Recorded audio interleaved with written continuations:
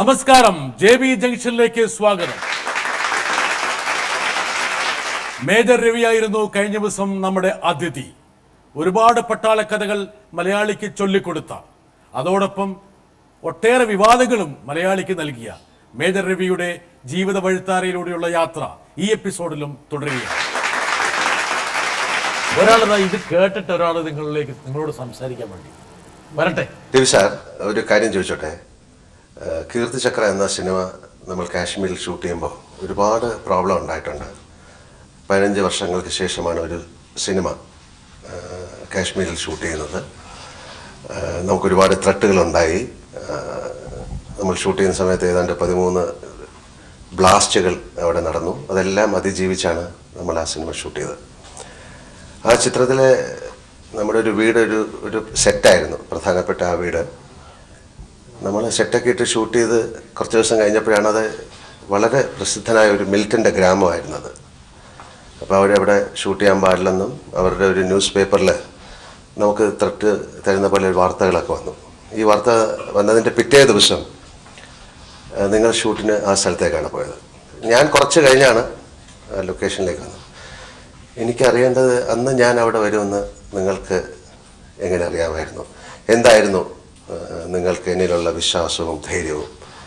ഞാൻ വരുമെന്ന് എങ്ങനെയാണ് നിങ്ങൾക്ക് മനസ്സിലായത്?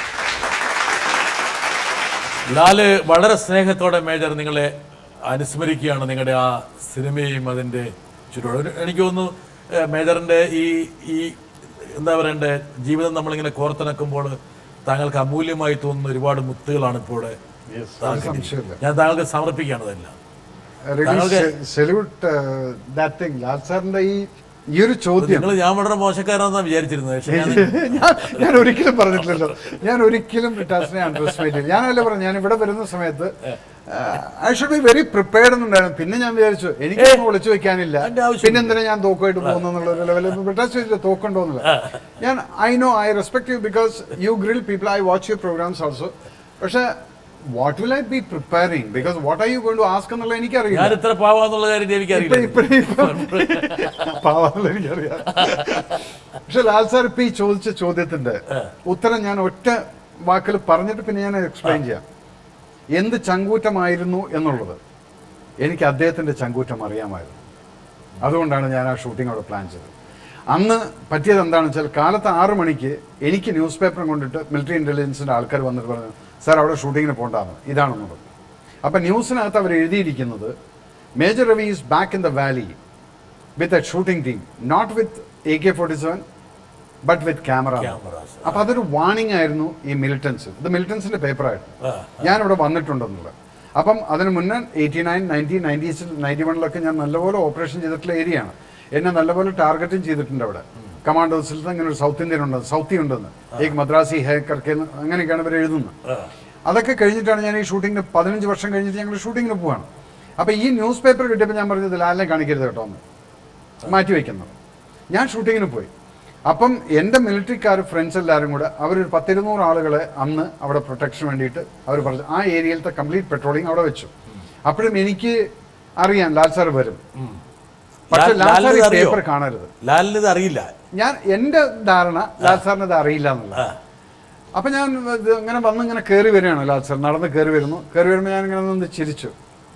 എന്താണ് ഞാൻ പറയാം, ഒന്നുമില്ല, ഷൂട്ട് ചെയ്യല്ലേ, റെഡിയാണ്, ഞാൻ റെഡിയാണ് സാർ, ന്യൂസ് പേപ്പർ കണ്ടോന്ന് വെച്ചു. ഞാൻ പറഞ്ഞു, ഓ അപ്പം അണ്ണൻ കണ്ടോന്ന് വെച്ചു. പിന്നെ അപ്പോൾ അതിനെന്താണ് നമ്മൾ എപ്പോഴും ഷൂട്ടിങ് തുടങ്ങുന്നത്? ഇത് പറഞ്ഞ ലാലിനെ എനിക്കറിയാം ഇത് പറയുമെന്നുള്ളത്. കാരണം ഈ പടം പ്ലാൻ ചെയ്ത സമയത്ത് അദ്ദേഹം എൻ്റെ അടുത്ത് പറഞ്ഞതാണ്, ഊട്ടിയിലും മൂന്നാറിലും വെച്ച് ഈ പടം പ്ലാൻ ചെയ്തത്, ഇത് കാശ്മീർ തന്നെ ഷൂട്ട് ചെയ്യാം. അപ്പം ഞാൻ അദ്ദേഹത്തെ ഓൾറെഡി പറഞ്ഞപ്പോൾ അദ്ദേഹം പറഞ്ഞതാണ്, അണ്ണനും പോവില്ല, നമ്മളെല്ലാവരും കൂടെ ഒരുമിച്ച് പോകും, നമ്മൾ ഷൂട്ട് ചെയ്തിട്ട് വരുന്നു. അപ്പം ഞാൻ അറിയുന്ന ലാലിന് എന്നോട് ചോദിച്ചാൽ എന്ത് ഗട്ട്സിലാണ് ഞാൻ വരുമെന്ന് വിചാരിച്ചെന്നുള്ളത്. ഞാൻ അറിയുന്ന ലാലിന് എന്നേക്കാൾ ഗട്ട്സ് ഉണ്ട്. അദ്ദേഹത്തെ സിനിമയിൽ കാണിക്കുന്ന ആ നടനായിട്ടല്ല ഞാൻ കണ്ടിരിക്കുന്നത്. അദ്ദേഹത്തിൻ്റെ ഉള്ളിലൊരു മിലിറ്ററിക്കാരനുണ്ട്, അദ്ദേഹത്തിൻ്റെ ഉള്ളിലൊരു കമാൻഡോ ഉണ്ട്. ഇതെല്ലാം കണ്ടുകൊണ്ടാണ് എനിക്കറിയായിരുന്നു ഈ വ്യക്തി അവിടെ വരുമെന്നുള്ളത്. വേറെ ആരാണെങ്കിലും ശരി തിരിച്ചു പോകുന്നത്. വെറുതെ അല്ല ലെഫ്റ്റനന്റ് കേണൽ പദവി കൊടുത്തത്. ലെഫ്റ്റനന്റ് കേണൽ പദവി എന്ന് പറഞ്ഞാൽ അത് ഞാനിവിടെ ഒന്ന് ക്ലാരിഫൈ ചെയ്യാൻ ആഗ്രഹിക്കുന്നു. പല സ്ഥലത്തും പലരും പറഞ്ഞു കേൾക്കുന്നുണ്ട് മേജർ രവി കാരണമാണ് ലെഫ്റ്റനന്റ് കേണൽ പദവി മോഹൻലാലിന് കിട്ടിയിരിക്കുന്നത്. ആദ്യം ആ ചിന്താഗതി ഒന്ന് ആദ്യം മാറ്റി. മേജർ രവി വിചാരിച്ചു കഴിഞ്ഞാൽ ആർക്കും ലഫ്റ്റനങ്ങളിൽ പദവി എനിക്കറിയില്ലായിരുന്നു ഇപ്പൊ മേജർ ഞാൻ പറയുന്നത് ഞാൻ പലയിടത്തും കേൾക്കും, പലയിടത്തും ഞാനത് ഇതുവരെ കേട്ടിട്ടുണ്ട്. എൻ്റെ അടുത്ത് പലരും ചോദിക്കുക. ഞാൻ പറയും ഒന്നാമത്തെ കാര്യം, ലാൽ സാറിൻ്റെ കീർത്തിചക്രയും കുരുക്ഷേത്രയും ഇത് ആർമി പ്രിവ്യൂ ചെയ്യും ഇവിടെ നമ്മൾ സെൻസറിന് വരുന്നതിന് മുന്നേ. ഞാൻ അവിടുന്ന് ക്ലിയറൻസ് എടുത്തിട്ടാണ് ഇങ്ങോട്ട് വരാറുള്ളൂ. ഈ പ്രിവ്യൂ ചെയ്യുന്ന സമയത്താണ് അവിടുത്തെ ചില ജനറൽസ് ഇത് കണ്ടിട്ട് ഒരു മേജറായിട്ട് he has acted so well, lived up to the character. ഒരു കേണലായിട്ട് he lived up to the character. എന്തുകൊണ്ട് ഇദ്ദേഹത്തിനെ നമുക്ക് ഓണറി കേണലായിട്ട് നമുക്ക് ടി എ ബറ്റാലിയൻ എടുത്തുകൂടാന്ന് ചോദിച്ചു. അപ്പം ഞാൻ പറഞ്ഞു sir you should ask him, he'll be happy to join എന്നത്. അങ്ങനെയാണ് അവർ ലാൽ സാറിന് ലെറ്റർ അയക്കുന്നത്, would you like to join the T A battalion. ഈ സമയത്താണ് ലാൽ പറഞ്ഞത് യെസ്. അതിനുശേഷം റിട്ടാസ് 8 മാസം എടുത്തിട്ടുണ്ട്. Complete agencies, military intelligence, IB, റോ, ലോക്കൽ പോലീസ് എല്ലാവരുടെയും ഇൻ്റലിജൻസ് റിപ്പോർട്ട് കഴിഞ്ഞതിന് ശേഷമാണ് അദ്ദേഹത്തിൻ്റെ സർട്ടിഫിക്കറ്റ് കിട്ടിയിട്ടാണ് ആർമി കൊടുത്തിട്ടുള്ളത്. നമുക്കിതിലേക്ക് വരാം. എന്താ കാരണം വെച്ചാൽ നമ്മൾ താങ്കളുടെ ആദ്യത്തെ ആ ഒരു ഹൃദയവേദനയെ നമുക്ക് മേജർ ഒരു പട്ടാളക്കാരെന്ന നിലയിൽ താങ്കൾ മനസ്സിൽ ആർജിച്ച് ശേഖരിച്ച് വച്ചിരുന്ന ഒരുപാട് ചിത്രങ്ങളുടെ ഒരു ബഹിസ്ഫുരണമായിരുന്നു ഈ കീർത്തിചക്ര. സ്റ്റോറി ചെയ്ത് മുഴുവൻ ഒരു സിനിമയിലേക്ക് താങ്കൾ പരിഭാഷപ്പെടുത്തി. അതുകൊണ്ടാണ് ചില ആൾക്കാർ പറഞ്ഞത് മേജർ ആർജിച്ച എല്ലാ ചിത്രങ്ങളും കൊണ്ടുപോയി കീർത്തിചക്രയെ കൊണ്ടുപോയിട്ട് മുഴുവൻ അങ്ങ് ഡെപ്പോസിറ്റ് ചെയ്തു. അതുകൊണ്ട് പിന്നീട് വന്ന പല സിനിമകളിലും ചില അല്പം ദാരിദ്ര്യം ഉണ്ടായിരുന്നു. കാരണം അവിടെ കമ്പാരിസനാണ്. ആ കീർത്തിചക്ര ഞാൻ ആദ്യം എടുത്തില്ലായിരുന്നെങ്കിൽ ഇന്ന് ഞാനൊരു മേജർ രവി എന്നുള്ള ഒരു വ്യക്തിയായിട്ട് ഞാൻ ഇവിടെ ഉണ്ടാവില്ല. ഒരു പക്ഷേ ഇങ്ങനെ ഇരിക്കാനും പറ്റില്ലായിരുന്നു. കാരണം നിങ്ങൾ ആരും നമ്മളെ മൈൻഡ് ചെയ്യില്ല. ഇതിപ്പോൾ ആ ഒരു സിനിമയാണ് ഇന്ന് ഇവിടെ ഇരിക്കുന്ന ഈ ചെറുപ്പക്കാരിൽ പലർക്കും അതൊരു ഭയങ്കര ഊർജമായിട്ട്. കാരണം അവരുടെ ഉള്ളിൽ ഉറങ്ങിക്കിടന്നിരുന്ന ദേശസ്നേഹം മുഴുവൻ ആർത്ത് വിളിച്ചവർ ഓരോ പാട്ടിൻ്റെ, ഈവൻ ആ ഖുദാസെ മന്നത്തെ പാട്ട് കഴിഞ്ഞിട്ട് തിയേറ്ററിൽ വിളിക്കുന്നത് ഞാൻ കേട്ടിട്ടുണ്ട്, ഭാരത് മാതാ കി ജയ് എന്ന്. ആ സിനിമയ്ക്കകത്ത് ഒരു സ്ഥലത്ത് പോലും ഞാൻ ഡയലോഗ് എഴുതിയിട്ടില്ല ഭാരത് മാതാ കി ജയ് എന്നുള്ളത്, ഒറ്റ സ്ഥലത്ത് പോലും ഇല്ല. പക്ഷെ ജനങ്ങൾ വിളിച്ചു. ആ വികാരം എനിക്ക് കൊണ്ടുവരാൻ സാധിച്ചുവെങ്കിൽ അത് സത്യമായിട്ടും 6 വർഷത്തിൻ്റെ പരിശ്രമമാണത്, 8 വർഷത്തിൻ്റെ പരിശ്രമമാണ് ആ കഥയെഴുത്ത്. ഇപ്പം ഈ കേട്ടിരിക്കുന്ന ഡയലോഗ് എഴുതുന്ന സമയത്ത് അതിനകത്ത് ഞാനെന്നുള്ള കമാൻഡോ എൻ്റെ ഒരു സഹപ്രവർത്തകൻ്റെ ഡെഡ് ബോഡി പോകുന്ന സമയത്ത് ഏതെങ്കിലും ഒരുത്തി വന്നിട്ട് അതിനെ പ്രശ്നം ഉണ്ടാക്കാൻ വരികയാണെങ്കിൽ ആ സമയത്ത് ഇതായിരിക്കും എൻ്റെ ഡയലോഗ്. ഇത് ഞാൻ കൊടുത്തിട്ടാവാം, അത് കഴിഞ്ഞിട്ട് ഞാൻ നിങ്ങളോട് ഉത്തരം പറയാം എന്നുള്ളത്.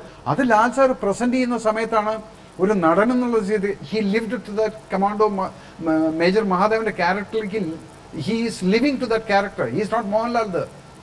അപ്പം അത് ഞാൻ അന്ന് എഴുതിയിരിക്കുന്നതെന്ന് പറഞ്ഞാൽ പല രാത്രികളുണ്ട് ബ്രിട്ടാസ് 2-3 മണിക്കൊക്കെ എഴുന്നേറ്റിരുന്നിട്ട് ഡയലോഗ് എഴുതിയിട്ടുണ്ട്. ഇരിക്കുന്ന നേരത്തെ ചോദിച്ചാൽ എൻ്റെ കണ്ണ് നിറഞ്ഞുണ്ട്. അതിൽ ആ റേപ്പിൻ്റെ സീക്വൻസ് വരുന്ന സമയത്ത് മുഴുവൻ പല സമയങ്ങളിലും ഞാൻ ആ സ്ത്രീയുടെ ആ ഉമ്മയുടെ ഡയലോഗ് എഴുതുന്ന സമയത്ത് പലപ്പോഴും കീറിക്കളഞ്ഞിട്ടുണ്ട്, പലപ്പോഴും എഴുതുന്ന സമയത്ത് കരഞ്ഞിട്ടുണ്ട്. Because I become that lady. ആ അമ്മയുടെ അവസ്ഥ എൻ്റെ മുന്നിൽ വെച്ച് എൻ്റെ 3 പെൺകുട്ടികൾ റേപ്പ് ചെയ്യപ്പെടുന്ന സമയത്ത് അവർക്ക് വേണ്ടി കുക്ക് ചെയ്യാൻ നിയോഗിക്കപ്പെടുന്ന സമയത്ത് എൻ്റെ വികാരം എന്തായിരിക്കും എന്നുള്ളതിന് ഞാൻ ആ ഉമ്മയായിട്ട് മാറണം. അത് എഴുതുന്ന സമയത്ത് പലപ്പോഴും എൻ്റെ ഭാര്യ 2 മണിക്കൊക്കെ പുറത്തു വന്നിട്ട് നോക്കുന്ന സമയത്ത് ഇയാൾ ഇരുന്ന് കരഞ്ഞുകൊണ്ടിരിക്കുന്നത് എന്തൊക്കെ എഴുതിക്കൊണ്ടിരിക്കുന്നു. പല സമയത്ത് എൻ്റെ ഭാര്യ കണ്ടിട്ടുണ്ട്. പക്ഷേ she didn't know that is Keerthichakra was making. അന്ന് എന്തോ ഇയാൾക്ക് തലയ്ക്ക് ഭ്രാന്ത് പിടിച്ചിട്ട് എന്തൊക്കെ എഴുതിക്കൊണ്ടിരിക്കുന്നുണ്ടെന്നുള്ളതാണ്. പക്ഷേ ഈ കീർത്തിചക്ര വരുന്ന സമയത്ത് ഭയങ്കര ഹിറ്റ്. അതിന്റെ പിറകിലത്തെ 6 വർഷം നിങ്ങൾ ആരെങ്കിലും കണ്ടിട്ടുണ്ടോ? ഞാൻ ഈ തിരക്കഥ എന്ന് പറയുന്നത് താങ്കളുടെ മനസ്സിൽ പട്ടാളത്തിലുള്ള സമയത്ത് തന്നെ അത് മനസ്സിൽ തന്നെ അത് ജ്വലിച്ചുകൊണ്ടിരുന്നതാണ്. ഇത് ഒറിജിനൽ കഥയാണ്. ഇത് ഞാൻ ചെയ്ത ഓപ്പറേഷനാണ്. ഇത് ഈ മോഹൻലാൽ എന്നുള്ള വ്യക്തി റിയൽ ലൈഫിൽ ഞാനായിരുന്നു. അപ്പൊ ഞാൻ കണ്ട ഉമ്മയാണത്. ആ ഉമ്മയിൽ നിന്നാണ് ഞാൻ ഈ കഥ ഒന്നും കൂട്ടിച്ചേർക്കേണ്ടി വന്നില്ല. എനിക്ക് അതിനകത്ത് കൂട്ടിച്ചേർത്തിട്ടുണ്ട്. ഇപ്പൊ സന്തോഷ് ജോഗി എന്നുള്ള ക്യാരക്ടർ മരിച്ചു ഒരു സിനിമയ്ക്ക് ആവശ്യമായിട്ടുള്ള ചില ഘടകങ്ങൾ മാത്രം കേറ്റി. പക്ഷെ അതിന്റെ മേജർ സപ്പോർട്ട് മുഴുവൻ ഇതിനകത്തുണ്ടായിരുന്നു. ഞാൻ കണ്ടതാണ്. ഞാൻ മുഴുവൻ താങ്കൾ ഈ കൃത്യക്രിയയിലൂടെ പുറത്തേക്ക് എടുത്തു വിടാതെ ഒരാൾ പിടികൂടുന്നു. വരട്ടെ. ഗുഡ് ഈവനിങ് രവിയേട്ട, very happy to meet you here. എനിക്ക് വളരെ സന്തോഷം ഉങ്ങളെ പറ്റി സംസാരിക്കാൻ. എനിക്ക് രവിയേട്ട ചിലപ്പോൾ 13 കൊല്ലം മുമ്പ് അറിയാം. ഞങ്ങൾ ഊട്ടിയിൽ ഞാനൊരു പടം ഷൂട്ട് ചെയ്തായിരുന്നു. എനിക്ക് ഏത് പടം എനിക്ക് ഓർമ്മയില്ല. രവിയേട്ടൻ അപ്പോൾ പ്രിയേട്ടൻ്റെ അസിസ്റ്റൻ്റ് ആയിരുന്നു. അപ്പോൾ ഞങ്ങൾ മീറ്റ് ചെയ്തു. അപ്പോൾ രവിയേട്ടൻ എനിക്ക് പറഞ്ഞു, ഞാൻ ഒരു ഇൻഡിപെൻഡൻ്റ് ആയിട്ട് ഒരു ഫിലിം ചെയ്യുമ്പോൾ നിങ്ങൾ വരണം, ഞാൻ എൻ്റെ കൂടെ എന്നെ പ്രോത്സാഹിപ്പിക്കണം, എൻ്റെ കൂടെ റോൾ ചെയ്യണം. ഞാൻ വിചാരിച്ചു okay, like everybody else you just promise okay എന്ന് പറഞ്ഞു. കറക്റ്റായിട്ട് കീർത്തി ചക്രൊക്കെ എനിക്ക് വിളിച്ചു പറഞ്ഞു 5 days പിക്നിക്കാണ്, നീ വാ എന്ന് പറഞ്ഞു. ആൻഡ് സത്യം എനിക്ക് one of the lovely films, lovely character ഞാൻ ചെയ്തത് കീർത്തി ചക്രയിലാണ്. രവിയേട്ടൻ്റെ ഏറ്റവും നല്ല ഗുണം എന്ന് പറഞ്ഞാൽ അവരുടെ ലോയൽറ്റി. ഇപ്പോൾ കൂടെ അതേ ഫ്രണ്ട്ഷിപ്പ്, അതേ സ്നേഹം. പക്ഷെ എനിക്കൊരു പരാതിയുണ്ട് രവിയേട്ട, എന്തിനാ നിങ്ങൾ മേജർ മഹാദേവൻ്റെ ഭാര്യ ഫസ്റ്റ് പടത്തിൽ കൊന്നു? കാരണം അതിനുശേഷം എനിക്ക് ചാൻസേ പോയി. എത്ര നന്നായിട്ട് ആർമി പടം നിങ്ങൾ ചെയ്തു, എനിക്ക് ചാൻസേ ഇല്ല. കാരണം വൈഫ് ഇസ് ഡെഡ്. അറ്റ്ലീസ്റ്റ് ഒരു തേർഡ് പടം ഒരു കൊന്നാലെ എൻ്റെ അഭിപ്രായം നന്നായിരുന്നു എന്ന്. Anyway, I am so proud of you ഏട്ട, and so nice to see your career blossom ഇങ്ങനെ. God bless, wish you every success. Lakshmi Gopalaswamy. Lakshmi ചോദിച്ചില്ല എന്താ എന്നെ കൊന്നത് എന്നുള്ള ആ പടത്തിനകത്ത്. അതിനെ നമുക്ക് ഹ്യൂമറായിട്ട് എടുക്കാം. അത് കഴിഞ്ഞാൽ പിന്നെ ലക്ഷ്മിനെ എനിക്ക് പടത്തിൽ വിളിക്കേണ്ട ആവശ്യമില്ല. അപ്പൊ അതുകൊണ്ട് അതിലേക്ക് ഒത്തു കഴിഞ്ഞാൽ. പക്ഷെ അതിനകത്ത് വേറൊരു പ്രശ്നമുണ്ട്. ഇപ്പൊ ഈ മഹാദേവൻ സീരീസ് വരുന്ന സമയത്ത് എനിക്ക് വേറൊരു പടത്തിലും മോഹൻലാലിന് ഭാര്യനെ കൊടുക്കാൻ പറ്റുന്നില്ല. കാരണം ആ പടത്തിനകത്ത് ലക്ഷ്മി ഗോപാൽ സ്വാമി തീർന്നു. പക്ഷേ ദാറ്റ് ഈസ് എ സ്റ്റോറി നമ്മളിങ്ങനെ മെയിൻറ്റെയിൻ ചെയ്തുകൊണ്ട് പോകുന്നത്. അതുകൊണ്ടല്ല ലക്ഷ്മിയോട് എനിക്കത് പറയാനുള്ളത്. ആ ലക്ഷ്മി പറഞ്ഞത് ശരി തന്നെയാണ്. ഞാനൊരു 13-14 വർഷം മുന്നേ ഇതുപോലെ തന്നെ ഷൂട്ടിങ്ങിൽ കണ്ട സമയത്ത് Lakshmi, if I do A film you will be പറഞ്ഞിട്ടുണ്ടായിരുന്നു. അതെനിക്ക് സത്യം പറഞ്ഞാൽ അത് നമ്മൾ ഓർത്ത് വെച്ചിട്ടല്ല, ആ സമയത്ത് അത് കൃത്യമായിട്ട് എൻ്റെ മനസ്സിൽ വരലും ആ കുട്ടീനെ ഓർക്കും. അതുപോലെ തന്നെയായിരുന്നു ഞാൻ ശ്വേതാ മേനോനും ഞാൻ പറഞ്ഞിട്ടുണ്ടായിരുന്നു. ഞങ്ങൾ ബോംബെയിലൊക്കെ ഇങ്ങനെ കണ്ടിട്ടോ ഐഡന്റി സമയത്തൊക്കെ കാണുന്ന സമയത്ത് ഞാൻ ശ്വേതയോട് ഞാൻ ഏതെങ്കിലും പടം ചെയ്യുന്ന സമയത്ത് നീ ഉണ്ടാവും കേട്ടോ. ശ്വേതനും ഞാൻ പടത്തിനകത്ത് അങ്ങനെ വാക്ക് പാലിക്കാത്തതായിട്ട് വേറെ ഒരുപാട് പേരുണ്ടല്ലോ. ഉണ്ട്, ഇഷ്ടം പോലെ ഉണ്ട്. ഉണ്ട്. കാരണം ഞാൻ പറഞ്ഞുതരാം ബ്രിട്ടാസ്, ഇപ്പോഴും ഞാൻ പറയുന്നുണ്ട്, അന്നത് ആദ്യത്തെ സിനിമയ്ക്കകത്ത് കുറച്ച് ആളുകളെ ഉണ്ടായിരുന്നു ഡിമാൻഡ് ചോദിച്ചുകൊണ്ട് വന്നത്. പിന്നീട് അതിനുശേഷം എനിക്കൊരു കാര്യം മനസ്സിലായി, കാണാൻ കൊള്ളാവുന്ന സ്ത്രീകളോടെല്ലാം അടുത്ത സിനിമയിൽ ഉണ്ടെന്ന് പറയുന്നുണ്ട്. പക്ഷെ അങ്ങനെയുള്ളൊരു ഇത് എന്നെ കുറിച്ച് കേൾക്കാൻ സാധ്യമല്ല. കാരണം ഒന്നും പറഞ്ഞില്ലല്ലോ. കാണാൻ കൊള്ളാവുന്നെന്ന് മാത്രം പറഞ്ഞു കഴിഞ്ഞാൽ അങ്ങനെ എന്താണ് സിനിമയ്ക്കകത്ത് എല്ലാവരും കാണാൻ കൊള്ളാവുന്നവരല്ലേ. അതുകൊണ്ട് സിനിമയ്ക്കകത്ത് നമ്മൾ എല്ലാവരും കാണാൻ കൊള്ളാവുന്ന പെൺകുട്ടികളെ തന്നെയാണ് ഉപയോഗിക്കുന്നത്. അപ്പൊ അതിനകത്ത് ആ കാണാൻ കൊള്ളാവുന്ന പെൺകുട്ടികളെ വിളിച്ചാൽ മാത്രമേ. ഞാൻ അടിവരയിട്ടിരുന്നില്ല, പക്ഷെ മേജർ കയറി അടിവരയിട്ടു. അതെന്തുകൊണ്ടെന്നല്ല, സിനിമക്കാരെന്ന് പറയുന്ന സമയത്ത് പലപ്പോഴും ഇങ്ങനെ പറയുന്നില്ല. പക്ഷേ സാധാരണ സിനിമക്കാർക്കുള്ള ദൂഷ്യം താങ്കൾക്ക് ഇല്ലതാണോ? എന്താ അവർക്ക് ദൂഷ്യം? അല്ല നിങ്ങൾ പറഞ്ഞു വരുന്നത് എന്താണ്? ഞാൻ അങ്ങനെ അല്ലാന്ന് പറഞ്ഞുകൊണ്ടാണ്.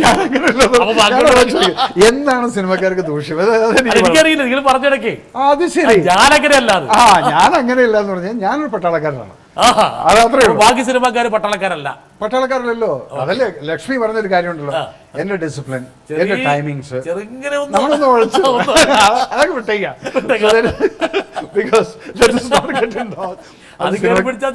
ഭയങ്കര പ്രശ്നമായിരിക്കും. പിന്നെ അപ്പൊ അതൊക്കെ പറഞ്ഞു JB ജംഗ്ഷൻ കഴിയുമ്പോഴത്തേക്ക് ഒരു 10 കോൺട്രവേഴ്സീസ് വരാൻ. എന്തിനാണ് ഇപ്പൊ ഇതൊന്നും ഒതുങ്ങിയിരിക്കുകയാണ്. അപ്പൊ നമുക്ക് അതെങ്ങനെയെങ്കിലും സ്മൂത്തായിട്ട് അങ്ങ് പോവാം. സോ ഞാൻ അങ്ങനെ അല്ല എന്നുള്ളത് മേജർ രവി പറഞ്ഞിട്ടില്ല. ഞാൻ കുറെ പട്ടാളക്കാരെയും വെച്ച് സിനിമ എടുക്കും. അതിനകത്ത് ചില ചെറിയ സ്ത്രീ കഥാപാത്രങ്ങളൊന്നും കേട്ട് എന്റെ അടുത്തൊരു ത്രൂ ഔട്ട് ഒരു കഥാപാത്രമായിട്ട് ഞാനൊരു സിനിമ എടുക്കാൻ പറ്റിയിട്ടില്ല. കാരണം എന്റെ കഥകൾ മുഴുവൻ. ലക്ഷ്മി വളരെ സ്നേഹത്തോടെ മേജറെ 2 കാര്യം. ഒന്ന്, അവർക്ക് കൊടുത്ത കമ്മിറ്റ്മെന്റ്. 2ാം സിനിമയിൽ താങ്കളുടെ ആ ചിട്ട, ഡിസിപ്ലിൻ, ലോയൽറ്റി ഷീ അപ്രിഷിയേറ്റ്സ്. ഒരു കലാകാരി എന്നതിൽ താങ്കളോടുള്ള ഒരു ആദരവ് ലൈറ്റർ മെയിലുള്ള കാര്യങ്ങൾക്ക് മാറ്റി വെച്ചുകൊണ്ട് പറയുകയാണെങ്കിൽ എനിക്ക് തോന്നുന്നു കൂടെ അഭിനയിച്ച നടന്മാർക്ക് ഇതുപോലെ ഒരു സംവിധായകരോട് ആദരവും ബഹുമാനവും 10-12 ഒരു വ്യാഴവട്ടക്കാലം കഴിഞ്ഞിട്ട് നിലനിർത്താൻ കഴിയുക എന്നുള്ളത് ചെറിയ കാര്യമല്ല. താങ്കളുടെ ഏറ്റവും വലിയ സ്ഥിര നിക്ഷേപമാണ്. ഒരാളും കൂടെ വരട്ടെ, ഒരാളും കൂടെ വരാൻ വേണ്ടി ആരാന്ന് നോക്കട്ടെ, എനിക്കറിയില്ല. മേജർ രവി എന്ന് പറയുന്ന പട്ടാളക്കാരനും മേജർ രവി എന്ന സംവിധായകനും എന്നെ സംബന്ധിച്ചിടത്തോളം സമൂഹത്തില് ഒരു വിട്ടുനിൽക്കുന്നതാണെന്നാണ്. കാരണം പറഞ്ഞു കേട്ടിടത്തോളവും മനസ്സിലാക്കിയിടത്തോളവും അദ്ദേഹത്തിന്റെ പട്ടാള ജീവിതത്തില് ഈ പറയുന്ന വിട്ടുനിൽക്കൽ എന്ന് പറയാല്ലോ, എന്താ പറയുന്നത്, ഒരു ഔട്ട്സ്റ്റാൻഡിങ് വ്യക്തിത്വം എന്ന് പറയുന്ന ഒരു വ്യക്തിത്വമാണ് എന്നുള്ളത് എനിക്കും നിങ്ങൾക്കും എല്ലാമൊക്കെ അറിയാവുന്നതാണ്. പക്ഷെ സംവിധായകൻ എന്ന നിലയ്ക്ക് ഈ പറയുന്നത് പോലെ മറ്റ് ഞാൻ വളരെയധികം സംവിധായകരുമായിട്ട് ബന്ധപ്പെട്ടിട്ടുണ്ട്. അതിൽ വിട്ടുനിൽക്കുന്ന ഒരു പട്ടാള ചിട്ടയും കാര്യങ്ങളും എല്ലാം വെച്ചിട്ടുള്ള ഒരു സംവിധാന ശൈലിയായിരുന്നു അത്. വളരെ രസകരമായി തോന്നുന്ന ഒരു രീതിയായിട്ടാണ് എനിക്ക് തോന്നിയത്. ശരിക്കും കീർത്തി ചക്ര എന്ന സിനിമയില് ഞാൻ ചെയ്യേണ്ടിരുന്ന വേഷം ബിജുമേനോൻ അഭിനയിച്ച കഥാപാത്രത്തിനായിട്ടാണ് എന്നെ വിളിച്ചത്. അതിന് സിനിമയുടെ ഷൂട്ടിങ്ങിന് അടുത്ത ഒരാഴ്ചക്ക് മുമ്പ് എന്നെ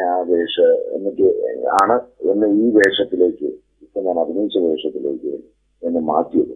ഇത് പറഞ്ഞ ഒരു കൗതുകമുണ്ട്, എന്തുകൊണ്ടാണ് അങ്ങനെ ഒരു മാറ്റം ഉണ്ടായത്. ഷമി പറഞ്ഞതിൽ ഒരു തെറ്റുണ്ട്. ബിജുമേനോന്റെ ക്യാരക്ടർ അല്ലായിരുന്നു അത്. ഷമിക്ക് അത് ഓർമ്മയില്ലാണ്ടായിരിക്കും അത്. ഇത് ആക്ച്വലി ഞാൻ ഈ 4 വർഷമായിട്ട് ഈ കഥ എഴുതിയ സമയത്തെല്ലാം എന്ന് വളരെ സങ്കടത്തോടു കൂടി പറയാണ്, ഞാൻ ആ ക്യാരക്ടർ എഴുതിയത് ഹൗൽദാർ മണി എന്നായിരുന്നു. കലാഭവൻ മണിക്ക് വേണ്ടിയിട്ട് എഴുതിയിരുന്ന ക്യാരക്ടർ. അദ്ദേഹത്തിന് ഞാൻ അഡ്വാൻസ് കൊടുക്കാൻ വേണ്ടി പോയി. പക്ഷേ ഈ സമയത്തെല്ലാം എന്തോ കാരണം കൊണ്ട് ലാസ്റ്റ് മൂമെന്റിലാണ് മണി എൻ്റെ ഫോൺ എടുക്കാതെയായി. ഈ സിനിമ സാധ്യമാകുമെന്ന് മണി വിചാരിച്ചില്ല. അത് ഞാൻ പിന്നെ പറയാം. മണി എന്നോട് പറഞ്ഞത് ഞാൻ പറയാൻ പറ്റില്ല. അങ്ങനെ മണിയായിട്ട് എനിക്ക് കോൺടാക്ട് ചെയ്യാൻ പറ്റില്ല. ഞാൻ ആകെ അന്തം വിട്ട് നിൽക്കുകയാണ്, ഈ ഒരു ക്യാരക്ടർ ഇനി ആര് ചെയ്യും. അപ്പോഴാണ് ഞാനിങ്ങനെ മദ്രാസിൽ ഫ്ലാറ്റോട്ടിന് കയറുന്നു. 2 ദിവസം മാത്രമേ കഴിഞ്ഞ് പോവാൻ. പെട്ടെന്ന് ഞാൻ പറഞ്ഞു ഷമ്മി തിലകൻ എന്തോ കാര്യം പറഞ്ഞു. ഞാൻ പറഞ്ഞു പെട്ടെന്ന് എനിക്ക് ഷമ്മി തിലകൻ്റെ നമ്പർ വേണമെന്നോ. അങ്ങനെയാണ് ഞാൻ ഷമ്മീനെ വിളിക്കുന്നത്. ഷമ്മി വിളിച്ച വഴിക്ക് ഷമ്മി പറഞ്ഞു ഓക്കെ ചേട്ടാ ക്യാരക്ടർ ഒന്നും ചോദിച്ചു. ഞാൻ പറഞ്ഞു ഷമ്മി നല്ലൊരു ക്യാരക്ടറാണ് എൻ്റെ പടത്തിനകത്ത്, കാശ്മീരിലാണ് ഷൂട്ടിങ്, ഷമ്മി വരണമെന്നുള്ളൂ. ഷമ്മി വന്നു. അത് സത്യം പറഞ്ഞാൽ അത് വലിയൊരു അനുഗ്രഹമായിരുന്നു. കാരണം എന്ന് വെച്ചാൽ ഒരാളെയും കിട്ടാതിരിക്കുന്ന സമയത്ത് മണി വന്നില്ല, ഫോൺ എടുക്കുന്നില്ല, എവിടെയും കോൺടാക്ട് ചെയ്യാൻ പറ്റുന്നില്ല. അങ്ങനെ പോയി. അങ്ങനെ ഷമ്മി ആ വേഷം കൃത്യമായിട്ട് കൈകാര്യം ചെയ്തു. അപ്പം മറ്റേ ബിജുവിൻ്റെ ഇതല്ലായിരുന്നു. പിന്നീട് കലാഭവൻ മണി എന്ന് പറയുന്ന എൻ്റെ ഒരു സഹോദരനില്ല, കാരണം ഞാൻ എൻ്റെ വീട്ടിൽ വന്നിട്ട് അത്രയും നല്ല ബന്ധമുള്ളൊരു വ്യക്തിയാണ്. ഒരു 2 മാസം കഴിഞ്ഞിട്ടാണ് ആരോ ടെലിഫോൺ ചെയ്യുന്ന സമയത്ത് എന്നോട് പറഞ്ഞു മണിയേട്ടൻ ഇവിടെ ഉണ്ട് കേട്ടോ, ഒന്ന് സംസാരിക്കണം എന്ന് പറഞ്ഞു. അപ്പം ഞാൻ ചോദിച്ചു മണിക്ക് എന്നോട് സംസാരിക്കാൻ എന്തെങ്കിലും ചോദിക്കണം, ഫോൺ കൊടുക്കാന്ന്. അപ്പം ഫോൺ കൊടുത്തപ്പം മണിയുടെ ആദ്യത്തെ വാക്ക് ഇതായിരുന്നു, ആ കാൽക്കൽ വീണ് ഞാൻ 1000 തവണ സാക്ഷാംഗം വീണുകൊണ്ട് ഞാൻ മാപ്പ് ചോദിക്കുന്നു. ഞാൻ പറയും എന്തിനു മോനെന്ന് വെച്ചു. ഞാൻ ചേട്ടാ ഫസ്റ്റ് ഡേ സെക്കൻഡ് ഷോ ഞാൻ ഈ പടം കണ്ടു. എൻ്റെ കയ്യിൽ നിന്ന് മിസ്സായിരുന്ന ക്യാരക്ടർ എന്താണെന്നുള്ളത് ഞാൻ മനസ്സിലാക്കിയത് അപ്പോഴാണ്. പക്ഷെ അതിന് ചേട്ടനടുത്ത് ഞാൻ ഒന്ന് തുറന്നു പറയാൻ ചേട്ടാ, എനിക്ക് യോഗമില്ല. കാരണം ഞാൻ ഇവിടുന്ന് വരാൻ വേണ്ടി നിൽക്കുന്ന സമയത്താണ് എന്നെ ആൾക്കാർ പറഞ്ഞ് തിരിപ്പിച്ചു. ഈ കാശ്മീരിലൊക്കെ അന്ന് മണിയൊക്കെ നല്ല കത്തി നിൽക്കുന്ന സമയമാണ്. ഈ കാശ്മീരിലൊക്കെ പോയിട്ട് അത് ഈ പട്ടാളക്കാരൻ്റെ പടത്തിൽ അതിനകത്ത് എന്തുണ്ടാവും എന്നുള്ള എങ്ങനെ അറിയുന്നത്, നീ എന്തിനു വെറുതെ റിസ്ക് എടുത്തിട്ട് കാശ്മീരിൽ പോകുന്നു എന്നൊക്കെ പറഞ്ഞിട്ട് മണി പറഞ്ഞു എന്നെ ആൾക്കാർ ചേട്ടാ അങ്ങോട്ട് പിന്തിരിപ്പിച്ചു.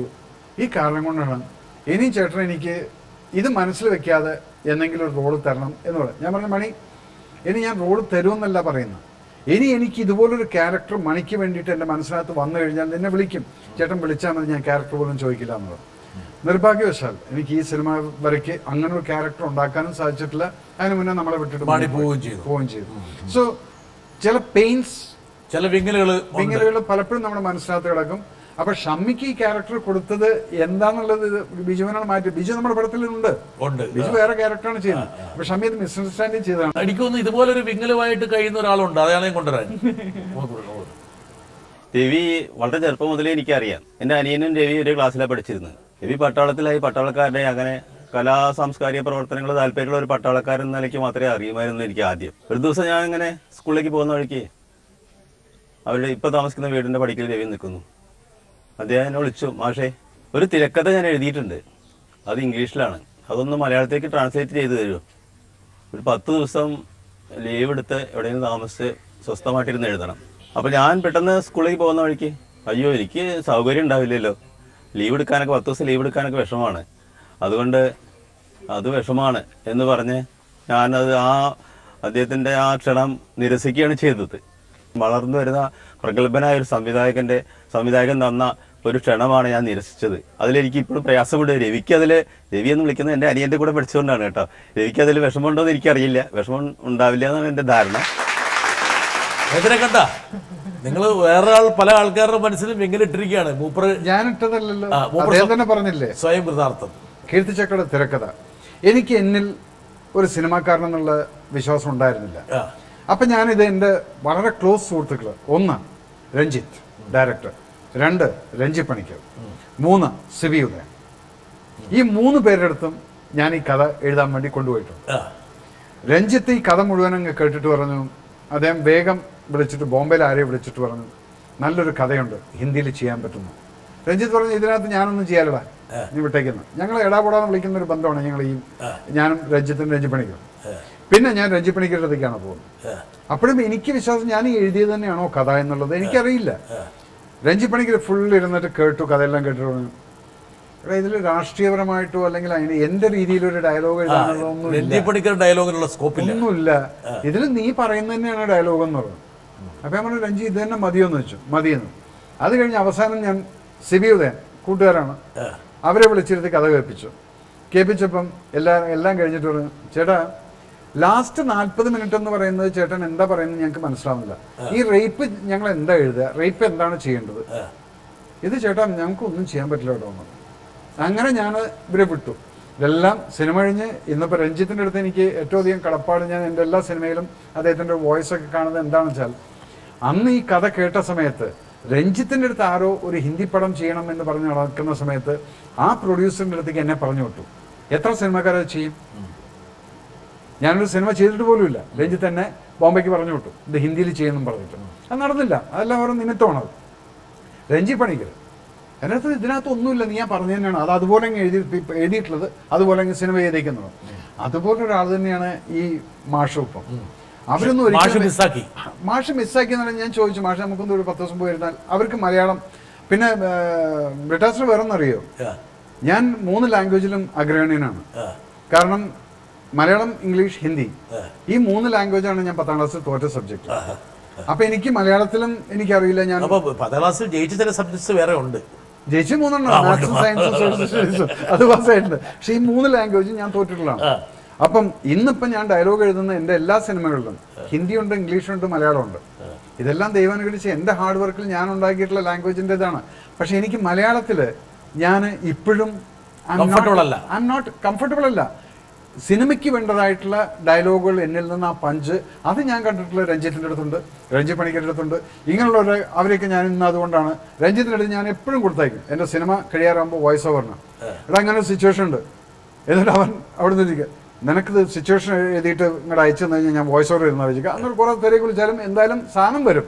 കാരണം എനിക്ക് അവരുടെ ലാംഗ്വേജിൽ അതിൽ കീർത്തി ചക്രവർത്തി ഫസ്റ്റ് ഡയലോഗ് വോയിസ് ഓവർ ഭാരത മാതാവിൻ്റെ തിരുനെറ്റിയിലെ സിന്ദൂരക്കുറിയായ കാശ്മീർ രഞ്ജിത്തിൻ്റെ വരിയാണത്. ഞാൻ വെറുതെ ഇങ്ങനെ ഒരു സാധനം എഴുതി അയച്ചു, അതിനെ അവനങ്ങ് മോഡിഫൈ ചെയ്തിട്ട് അത് കേൾക്കുമ്പോൾ നമുക്ക് തന്നെ ഒരു സുഖമുണ്ട്. ബാക്കിയുള്ള ഇപ്പോൾ ഡയലോഗ് സ്വരാമനോട് പറയുന്നു അതൊക്കെ ഓക്കെ, സിറ്റുവേഷൻസ് സീൻസും താങ്കൾക്ക് അറിയാം. പക്ഷേ ഇങ്ങനെയുള്ള മലയാളത്തിന്റെ സമൃദ്ധമായ ഭാഷ അത് കുറച്ച് കുറവുന്നില്ല, വരുന്നുണ്ട്. പക്ഷേ I still feel they are better. നമ്മളെക്കാരെ നന്നായി ചെയ്യാൻ പറ്റുന്ന ആൾക്കാരുണ്ടെന്നുണ്ട്. ഒരു പക്ഷെ താങ്കളുടെ തിരക്കഥയുടെ ആ ഒരു ശക്തിയെക്കുറിച്ചൊക്കെ മനസ്സിലാക്കാൻ കഴിയുന്ന ഒരു ചെറുപ്പക്കാരൻ വരുന്നു. ഹലോ രവിയേട്ടാ, ഞാൻ രവിയേട്ടൻ്റെ കൂടെ സ്ക്രിപ്റ്റിൽ എഴുത്തിൽ കൂടുന്നത് കീർത്തിചക്ര തൊട്ടാണ്. കാരണം അദ്ദേഹത്തിൻ്റെ ഒരു രീതി, ഒരു പട്ടാള ബാക്ക്ഗ്രൗണ്ടിൽ നിന്ന് വന്ന ഒരാൾ 2 രീതിയിലുള്ള കലഹവും സ്നേഹവും ഒരുപോലെ വെച്ചു പുലർത്തുന്ന, കലഹിക്കുന്നത് എപ്പോഴും നന്മയ്ക്ക് വേണ്ടി കലഹിക്കുന്ന ഒരാളാണ് അദ്ദേഹം. ഒരു കാര്യം പറഞ്ഞു കഴിഞ്ഞാൽ കീർത്തിചക്ര സമയത്ത് അസിസ്റ്റൻറ്റുകൾ കൃത്യമായ കാര്യങ്ങൾ ചെയ്യാതിരിക്കുമ്പോൾ വിളിക്കുന്ന ചീത്ത ഹിന്ദിയിലും ഇംഗ്ലീഷിലുമൊക്കെ ആയിരുന്നു. ചിലരൊക്കെ അവിടെ ഇരുന്ന് തന്നെ ഒരു പ്രതികരണവും ഇല്ലാതെ ഇത് കേട്ടുകൊണ്ടിരിക്കും. രാത്രി പോയിട്ട് റൂമിൽ പോയിട്ട് ഡിക്ഷണറി എടുത്തു വെച്ചിട്ട് കരയുന്നത് ഞാൻ കണ്ടിട്ടുണ്ട്. സ്ക്രിപ്റ്റിലായാലും മറ്റേത് കാര്യത്തിന്, അദ്ദേഹത്തിൻ്റെ സ്വകാര്യ ജീവിതത്തിനാണെങ്കിൽ പോലും ഈ പങ്ക്ച്വാലിറ്റി കീപ്പ് ചെയ്തില്ലെങ്കിൽ അദ്ദേഹം എപ്പോഴും കലഹിക്കാറുണ്ട്. പിന്നെ അദ്ദേഹത്തിനോട് എനിക്ക് ചോദിക്കാനുള്ളത്, രവിയേട്ടനോട് എനിക്കൊരു ചോദ്യം ചോദിക്കാനുള്ളതെന്ന് പറയുന്നത്, പട്ടാള ജീവിതത്തിലും സിനിമാ ജീവിതത്തിലും രണ്ടും 2 ലക്ഷ്യങ്ങളാണ്. അപ്പോൾ ഈ 2 ലക്ഷ്യങ്ങളെ കൂടെ എങ്ങനെയാണ് കമ്പൈൻ ചെയ്ത് രവിയേട്ടന് പറയാൻ പറ്റുന്നത്? മേജറിന് ഈ കരച്ചെന്നുള്ളത് ഒരു കൂടപ്പുറപ്പായിരിക്കുകയാണല്ലേ? I'm a sentimental guy, Britas. I'm basically a soft guy. ഒരു വികാര ജീവിയാണ് താങ്കൾ. പക്ഷേ ഈ സോഫ്റ്റ്നെസ് കാണാതിരിക്കും ആൾക്കാർ നോക്കുന്നത് ഞാനൊരു ടഫ് ലുക്ക് ഉണ്ട്. അത് നമ്മുടെ ഹൃദയം, എനിക്ക് പാവങ്ങളെ കണ്ടാൽ ഒന്ന് തൊട്ട് കഴിഞ്ഞാൽ ഹൃദയം അരിഞ്ഞു പോകും, അലിയും. Because I can't see injustice to anybody. അതാണ് ചില സമയത്തൊക്കെ ഞാൻ വയലന്റ് ആവുന്നത്. പൊരുത്തിന് സഹായം ആവശ്യമുണ്ടെങ്കിൽ എന്നോട് ചോദിക്കേണ്ട ആവശ്യമില്ല. അത് വിചാരിച്ച് ജംഗ്ഷനിൽ വൈറ്റ്ല ജംഗ്ഷൻ നിൽക്കുന്ന പിച്ചക്കാർക്ക് ഞാൻ 5 പൈസ കൊടുക്കൂല, കാരണം അത് കച്ചവടമാണത്. നേരെ വെച്ച് പാവപ്പെട്ട ഒരു വ്യക്തി ഒരു മരത്തിന്റെ താഴത്ത് കിടക്കുകയാണെങ്കിൽ മേജർ ഇവിടെ കണ്ണവിടെ പറ്റിക്കഴിഞ്ഞാൽ ഞാൻ അവിടെ വണ്ടി നിർത്തിയിരിക്കും, help. So what he's asking ഇന്ന് അൺഫോർച്ചുനേറ്റ്ലി ഇവന്റെ കാര്യം എന്ന് പറഞ്ഞു കഴിഞ്ഞാൽ I don't want to say that, but Keerthi Chakravarthi എൻ്റെ കൂടെ ഉണ്ട്. ഞാൻ അവനെ ശകാരിക്കാറുണ്ട്. പല കാര്യങ്ങളും എൻ്റെ കൂടെ നിൽക്കുന്നവരെ ഞാൻ എപ്പോഴും പ്രൊട്ടക്ട് ചെയ്യും. അതുകൊണ്ടാണ് 4.5 വർഷം എൻ്റെ കമാൻഡോ ജീവിതത്തിനകത്ത് എനിക്ക് അഭിമാനത്തോടു കൂടി പറയാം, ഇത്രയും ഓപ്പറേഷൻസ് നിങ്ങൾ കേൾക്കുന്നുണ്ട്, അവിടെ മരിച്ചു ഇവിടെ മരിച്ചു.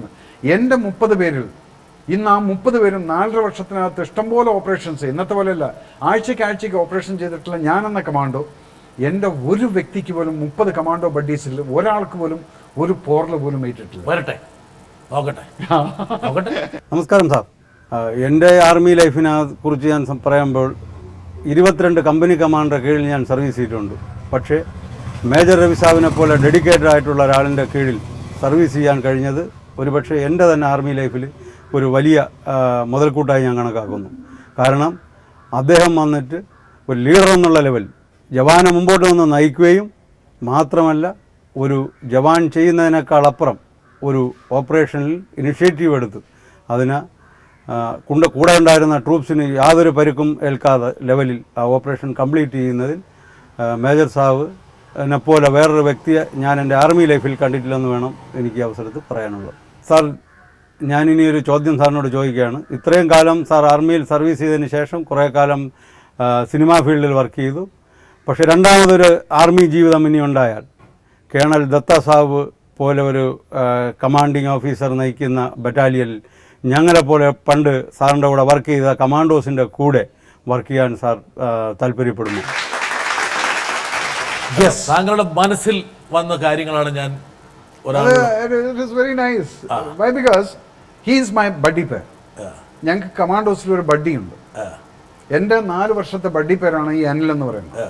അവനിപ്പോൾ ഓണററി ക്യാപ്റ്റനായിട്ട് റിട്ടയർ ആയിരിക്കുന്നു. എൻ്റെ കരാട്ടെ ഇൻസ്ട്രക്ടർ എല്ലാം ആയിരുന്നത്. അവൻ്റെ ഹവൽദാറായിരുന്നു അന്ന്. അപ്പോൾ ഇവർക്ക് അവരുടെ വാക്കിൽ നിന്ന് വരുന്നത് എന്താണെന്ന് വെച്ചാൽ പലപ്പോഴും അവർ പറയും, സാർ ഞങ്ങൾ മുന്നേ പോവാന്ന് പറയുന്ന സമയത്ത് പോലും ഞാൻ പറയും അത് ഞാൻ ചത്തിട്ട് മതി എന്ന് പറയും. ഞങ്ങൾ കൂളായിട്ട് സംസാരിക്കുന്നത് ഇങ്ങനെയായിരിക്കും. മേജർ, നിങ്ങൾക്ക് ചാകാൻ പേടി ഉണ്ടായിരുന്നില്ലേ? എനിക്കില്ല, സത്യമായിട്ടും എനിക്കില്ല. കാരണം ഞാൻ ദൈവത്തിൽ വിശ്വസിക്കുന്ന ഒരു വ്യക്തിയാണ്. നിങ്ങൾ വിശ്വസിക്കുന്നുണ്ടോ ഇല്ലെന്നുള്ളത് ഒരു ശക്തിയിൽ എനിക്ക് വിശ്വാസമുണ്ട്.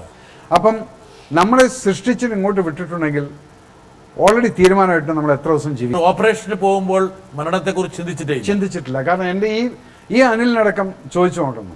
ഞാൻ ബ്രീഫ് ചെയ്യുന്ന സമയത്ത് ഞങ്ങളിങ്ങനെ വട്ടത്തിലങ്ങ് ബ്രീഫ് ചെയ്യും. ഫൈനലി എൻകൗണ്ടറിൽ പോകുന്ന സമയത്ത് ഞാൻ പറയും, take out from your mind. താങ്കൾ ഒരു ഓപ്പറേഷൻ പുതാൻ പറഞ്ഞാൽ ശിവരസന്റെ സ്റ്റോം ചെയ്യുന്ന ബാംഗ്ലൂർ ആയിരുന്നില്ല? അതെ, സ്റ്റോം ചെയ്യുന്ന സമയത്ത് ചിലപ്പോൾ തിരിച്ചറ്റാക്ക് ഉണ്ടായേക്കാം, അല്ലെങ്കിൽ പല ഓപ്പറേഷൻസ് തിരിച്ചുണ്ടായേക്കാം. ഇപ്പോൾ ഉദാഹരണം പറഞ്ഞാൽ കാശ്മീരിലൊക്കെ തിരിച്ച് വെടിവെപ്പ് ഉണ്ടാകും. അങ്ങനെ ഒരു സമയത്ത് താങ്കളുടെ മൂവ്മെന്റ്സ് എങ്ങനെയാണ്? ആദ്യം നിങ്ങൾ ആ ഗ്യാങ്, നിങ്ങൾ ഒരുമിച്ചുള്ള ആ ട്രൂപ്പ്, അവരെ ഞങ്ങൾ ഗ്യാദർ. ഇപ്പൊ എന്റെ ടീം എന്ന് പറയുന്നത് ഫൈനൽ ഓപ്പറേഷൻ ഞങ്ങൾ കയറുന്നത് ഒരു എൻട്രി കൂടെ 6+1 എന്നുള്ളതാണ്.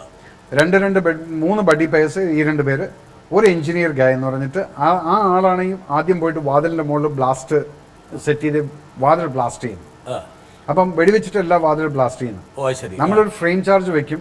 അത് കഴിഞ്ഞിട്ട് ആ ആൾ പിറകിലോട്ട് മാറി നിൽക്കും. ഇയാളുടെ കയ്യിലൊരു വയറുണ്ടായിരിക്കും. ആ വയറിൻ്റെ മുകളിൽ ബാറ്ററി ഇങ്ങനെ ടച്ച് ചെയ്താൽ അത് എങ്ങനെയാണെന്ന് വെച്ചാൽ ഞാനിങ്ങനെ പറയും വയർലെസ് എടുത്തിട്ട്. അപ്പോൾ പിറകിലത്തെ വാതിലുള്ള ആൾക്കും നമ്മൾ വയർലെസ്സിൽ കൂടെയാണ് പറയുന്നത്. ഇത് വളരെ സ്ലോ ആയിട്ടാണ് ആർക്കും കേൾക്കാൻ പറ്റില്ല അകത്തിരിക്കുന്നത്. അപ്പം അത് സ്റ്റാൻഡ് ബൈ ഗോ എന്നുള്ളതാണ്. ഈ സ്റ്റാൻഡ് ബൈ ഗോ എന്ന് പറയുന്ന സമയത്ത് മറ്റൊന്ന് നോക്കിക്കൊണ്ടിരിക്കുകയാണ്. ആ മൂന്നാമത്തേത് അവൻ ബാറ്ററി ടച്ച് ചെയ്യും. ഈ ടച്ച് ചെയ്യുന്ന സമയത്താണ് എൻ്റെ തൊട്ടടുത്തുള്ള ഈ വാതിൽ ബ്ലാസ്റ്റായിട്ട് ഫുള്ളായിട്ട് പുറത്തേക്ക് വരുന്നത്. അത് ഫുൾ പൊടിയും ഫയറും എല്ലാം കൂടെ വരുന്ന സമയത്ത് ഈ ഫയറിനോട് അകത്താണ് നമ്മൾ അകത്തോട്ട് ഉള്ളിൽ കയറുന്നത്. ഇല്ല, ഉള്ളിലുള്ളവരാകെ ഒരു വാതിലിനകത്ത് ഈ സ്റ്റണ്ണിങ് സൗണ്ട് വരുന്ന സമയത്ത് നമ്മുടെ കാത് മരവിച്ചു, ശരീരവും മരവിച്ചു. ഈ കിട്ടുന്ന ഒരു 1, 2, 3 സെക്കൻഡ് ഉണ്ട്. ഈ സമയത്ത് നമുക്ക് അവരുടെ കഴുത്തിലേക്ക് എത്താൻ സാധിക്കും, അല്ലെങ്കിൽ അവനെ പോയിന്റ് ചെയ്തിട്ട് വെടിവെക്കാൻ സാധിക്കും. നേരെ മറിച്ച് ഈ ഫയർ സെറ്റിൽ ചെയ്യാൻ വേണ്ടി കാത്തിരുന്നു കഴിഞ്ഞാൽ അവനും സമയം കിട്ടി ചിന്തിക്കാൻ, സുബോധത്തിലേക്ക് വരാൻ. അതില്ലാതെയാണ് നമ്മൾ ഈ ഫയറെ കൂടെ കയറി ചെല്ലുന്നത്. ശിവരസന്റെ പക്ഷേ തിരിച്ചിങ്ങോട്ട് അറ്റാക്ക് ഉണ്ടായില്ല, ഇതേ ഓപ്പറേഷൻ തന്നെ. ഇതേ ഓപ്പറേഷൻ ബിക്കോസ് നമുക്കറിയില്ല അതിനകത്തുനിന്ന് വെടി വരുമോ ഇല്ലേ എന്നുള്ളത്. We always prepare for A counter attack. അതിനകത്ത് എന്ത് തന്നെ ആയാലും ശരി, we should move like that. ആ ഡ്രില്ലിനകത്ത് യാതൊരു വ്യത്യാസവും. ഒരാളെ ജീവനോടെ പിടിക്കണമെന്ന് ഒരു ഓപ്പറേഷൻ, അതാണ് ഏറ്റവും വലിയ ഡിഫിക്കൽട്ട്. ഈ ജീവനോടെ പിടിക്കുക എന്ന് പറയുന്നതാണ് ശിവരാസൻ ഓപ്പറേഷനിൽ നടന്നിട്ടുള്ള ഏറ്റവും വലിയ ഡിഫിക്കൽട്ട് ടാസ്ക്. ഒന്നാമത്തത്, അവന്റെ കഴുത്തിനകത്ത് സയനൈഡ് ഉണ്ട്. ഈ സയനൈഡും അവന്റെ ചുണ്ടും വായും തമ്മിലുള്ള ഡിസ്റ്റൻസ് എന്ന് പറയുന്നത് ഹാർഡ്ലി 3 inches ആണ്. ഈ 3 ഇഞ്ചിലോട്ട് ഇതിന് ട്രാവൽ ചെയ്യാനുള്ള സമയം എന്ന് പറയുന്നത് fraction of hundreds of seconds ആണ്. ഇതിന് മുന്നേ നമ്മൾ കയറി ഇവന്റെ കഴുത്തിൽ പിടിക്കണം, വാലും പൊട്ടിക്കണം, ഇതെല്ലാം കൂടെ കഴിഞ്ഞിട്ട് അവിടെ എത്തണം. ഇത് കഴിഞ്ഞാലും നിങ്ങൾ എല്ലാവരും വിചാരിക്കും സയനൈഡ് വായിൽ തൊട്ടി കഴിഞ്ഞാൽ അപ്പം തന്നെ മരിച്ചു പോകുന്നുള്ളത്. ഇല്ല, it takes about 45 seconds, 45 to 50 second വരയ്ക്ക് നമുക്ക് ആന്റിഡോട്ട് കുത്തിവെക്കാൻ സാധിച്ചാൽ we can recover him back. ഞങ്ങൾ അങ്ങനെ റിക്കവർ ചെയ്തിട്ടുണ്ട് ആൾക്കാരെ. ഇത് കഴിച്ചതിന് ശേഷം ഞങ്ങൾ ഈ ആന്റിഡോട്ട് കുത്തിവെച്ച് ഓക്സിജൻ മാസ്കിൽ വെച്ചിട്ട് അടിച്ച് കറക്റ്റ് സമയത്ത് ഇതെല്ലാം ചെയ്താൽ വി ക്യാൻ റിക്കവർ ഇം. പക്ഷെ 45 സെക്കൻഡ് കഴിയുമ്പോഴത്തേക്കും എൻ്റെ ബ്രെയിൻ ഡെഡ് ആവും. ഇത് കയറി കഴിഞ്ഞാൽ ഈ നാക്കിനടിയിൽ വെച്ചിട്ടാണ് ഇത് പൊട്ടിക്കുന്നത്. പൊട്ടിക്കുമ്പോൾ ഈ നാക്കിൻ്റെ അടിയിലാണ് ഏറ്റവും സെൻസിറ്റീവ് ആയിട്ടുള്ള ഏരിയ. ഇതിലാണ് പെട്ടെന്ന് ബ്രെയിനിലോട്ടാണ് പോകുന്നത്. ബ്രെയിൻ ഡെഡായി. പിന്നെ ശരീരത്തിലോട്ട് വരുമ്പോഴത്തേക്കും ഈ 45 to 50 സെക്കൻഡ് ആകുമ്പോഴത്തേക്കും ഹീസ് ഫിനിഷ്. മേജറെ, ഈ നമ്മുടെ തോക്കിൽ നിന്ന് ഈ പൊടികൊണ്ട കയറി ആൾക്കാർ മരിച്ചു കഴിയുമ്പോൾ അവരുടെ മുഖത്തേക്ക് നോക്കി കഴിയുമ്പോൾ പല വികാരങ്ങളും നിങ്ങളുടെ മനസ്സിലേക്ക് വരില്ലേ? There is no വികാരം, there is no place for that. കാരണം ബ്രിട്ടാസിനടുത്ത് ഞാൻ ചോദിക്കട്ടെ, എൻ്റെ ശത്രുവല്ല, ഞാൻ ഇവനെ ഇന്നവരെ ജീവിതത്തിൽ കണ്ടിട്ടില്ല. എൻ്റെ കമാൻഡോ ബഡീസ് ആരും ഇവനെ ജീവിതത്തിൽ കണ്ടിട്ടില്ല. നിങ്ങളെപ്പോഴുള്ള ഇന്ത്യയുടെ പൗരന്മാർ അല്ലെങ്കിൽ ഗവൺമെൻറ് തീരുമാനിച്ച് സ്റ്റാമ്പ് അടിച്ചിട്ടുള്ളവരാണ് നമ്മുടെ അടുത്ത് റെയ്ഡ് ചെയ്യാൻ പറയുന്നത്, അല്ലേ? അല്ലാതെ ഏതെങ്കിലും ഒരു നിരപരാധി പോയി കൊല്ലാനല്ല പറയുന്നത്. പക്ഷേ ഒരു ഓപ്പറേഷനിൽ പലപ്പോഴും നിരപരാധികൾ കൊല്ലപ്പെടില്ലേ? അങ്ങനെയുള്ള ഒരു ഓപ്പറേഷൻ ഞങ്ങൾ ഇന്നവരെ ചെയ്യേണ്ടി വന്നിട്ടില്ല. കാരണം വെച്ചാൽ ഞങ്ങൾക്കെല്ലാം ടാർഗറ്റഡ് ആയിരിക്കും. ഇപ്പം കാശ്മീരിലാണെങ്കിലും കറക്റ്റ് ഇൻഫർമേഷൻ കിട്ടിയിട്ടാണ് ഞങ്ങൾ പോകുന്നത്. ഇന്ന് വീട്ടിൽ ആളുണ്ട്, ഹിഫ്സുൽ മുജാഹിദീൻ അല്ലെങ്കിൽ മറ്റേതാണ്. അവരൊക്കെ പിന്നെ അവരുടെ കവറായിട്ട് പിന്നെ ഒരു പ്രതിരോധത്തിന് വേണ്ടിയിട്ട് പാവപ്പെട്ട സ്ത്രീകളെയും കുട്ടികളെയും ചെയ്യാറുണ്ട്. ഈ സമയത്താണ് നിങ്ങൾ കേൾക്കുന്ന പട്ടാളക്കാർ റേപ്പ് ചെയ്തു, പട്ടാളക്കാർ അത് ചെയ്തു, ഇത് ചെയ്തു എന്നുള്ള ഇതെല്ലാം ഒരു ഗിമിക്സ് ആണ്. മുന്നിൽ സ്ത്രീകളെ നിർത്തിക്കഴിഞ്ഞാൽ നമുക്ക് ഫയർ ചെയ്യാൻ പറ്റില്ല, കുട്ടികളെ നിർത്തും, ഫയർ ചെയ്യാൻ പറ്റില്ല. ഈ സമയത്ത് അവർക്ക് ഇങ്ങോട്ടും ഫയർ ചെയ്യാൻ പറ്റില്ല. അപ്പോൾ എന്ത് നിങ്ങൾ ചെയ്യും? ഈ സമയത്താണ് നമ്മൾ we should always do the operation covertly. ഒരിക്കലും ഞങ്ങൾ മുന്നേ പോയിട്ട് സൗണ്ട് അതല്ല, കീർത്തിചക്രയ്ക്കകത്ത് കാണിച്ചിരിക്കുന്ന ഒരു ഓപ്പറേഷനോ അത് റിയൽ ആയിട്ട് നടന്നിട്ടുള്ളതാണ്. ആ മോസ്കിന്റെ മൈക്ക് കട്ട് ചെയ്ത് കളയുന്നു. മോഹൻലാലും മറ്റവരും കൂടെ ഓപ്പറേഷന് പോകുന്ന സമയത്ത് ആദ്യം ബഡ്ഡി പേരിനെ നോക്കി, അവൻ ആ മൈക്ക് നോക്കി, അവൻ പോയിട്ട് മൈക്ക് കട്ട് ചെയ്ത് കളഞ്ഞു. ഈ സമയത്തും അകത്തിരിക്കുന്ന മുല്ലാക്കയ്ക്ക് അറിയില്ല. ഇവിടെ എങ്ങനെയാണെന്ന് വെച്ചാൽ കാശ്മീരിൽ നമ്മളൊരു സൈഡിൽ ഓപ്പറേഷൻ പോയി കഴിഞ്ഞാൽ ആ മിലിറ്റൻസിൻ്റെ ഏരിയ ആണെങ്കിൽ ഈവൻ അവർ പള്ളിയടക്കം കൺട്രോൾ ചെയ്യും. ഈ കൺട്രോൾ ചെയ്യുന്ന സമയത്ത് എന്തെങ്കിലും ഓപ്പറേഷൻ നടന്നാൽ പെട്ടെന്ന് പള്ളിക്കകത്ത് അനൗൺസ് ആയി. ഇത് ഫുൾ ലൗഡ് സ്പീക്കറിൽ കംപ്ലീറ്റ് ഏരിയ അറിഞ്ഞ് ഈ ആൾ മുഴുവൻ ഇങ്ങ് വന്ന് കയറി കഴിഞ്ഞാൽ മോബാണ്. ഈ മോബിനകത്ത് നമുക്ക് പിന്നെ ഫയർ ചെയ്യാൻ പറ്റില്ല.